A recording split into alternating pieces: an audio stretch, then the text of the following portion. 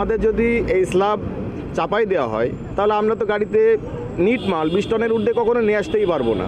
তাহলে আমাদের ইম্পোর্টারদের 3 টন অথবা 3.5 টন অথবা 4 টন ডিউটি দিতে হবে। প্রতি টন ডিউটি হচ্ছে 110 টাকা, অর্থাৎ একটা গাড়িতে আপনার 4 টন বেশি যদি ডিউটি যায় তাহলে 4.5 লক্ষ টাকা পার্টির গুনতে হবে। তাই এটা সে মালই নিয়ে আসলো না, অথচ তার ডিউটি দিল, এটা তো পার্টির ব্যবসা বহির্ভূত ব্যবসা সুলভ কোনো আচরণ হয় না।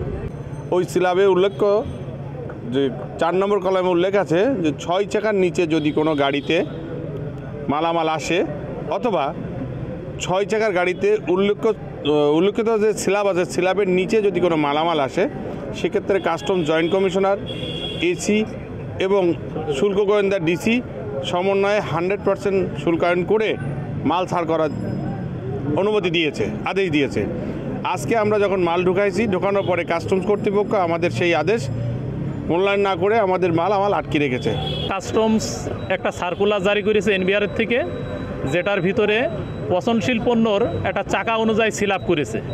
আমরা সেই আদেশকে শ্রদ্ধা জানাই, কিন্তু ওই আদেশের 4 নম্বর অনুচ্ছেদে বলা আছে যে কোনো গাড়ির যদি চাকা কম অথবা মালামাল যদি বেশি অথবা কম থাকে তাহলে 4 নম্বর অনুচ্ছেদ ফলো করে শুল্ক গোয়েন্দা সহ কাস্টমসের পরীক্ষণ পর্যায়ে শেষ করে এটা জয়েন্ট কমিশনার পর্যায়ে শুল্কায়ন করে মাল ট্যাক্স আদায় করার জন্য বলা হয়েছে।